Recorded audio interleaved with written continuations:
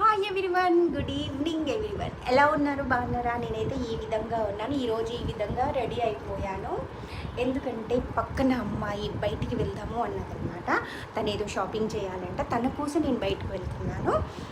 కాకపోతే ఫ్రెండ్స్, ఇక్కడ వాపు వచ్చింది కదా, కొంచెం అంటే ఈరోజు పెయిన్ లేదు, రాత్రిరా కొంచెం ఈ పన్ను నొప్పి వచ్చిందనమాట. ఈ పన్ను నొప్పి రావటం వల్ల తెల్లారేసరికి ఇలా అయింది, కొంచెం వాపు వచ్చింది. చూడండి, కొంచెం ఉబ్బులాగా కనిపిస్తుంది కదా, కానీ ఇప్పుడు పెయిన్ ఏం లేదు. రాత్రి ఒక్కరోజే పెయిన్ వచ్చింది.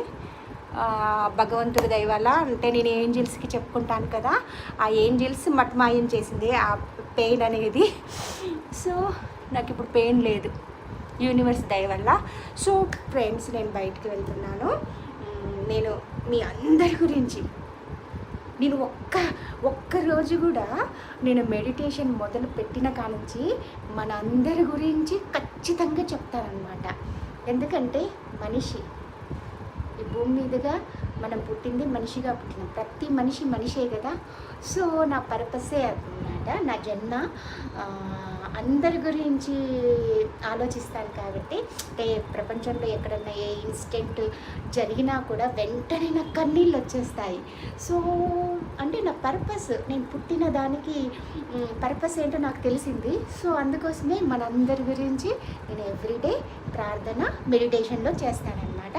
సో అందరూ బాగుండండి, జాగ్రత్తగా ఉండండి, మీ హెల్త్ని సరిగ్గా చూసుకోండి.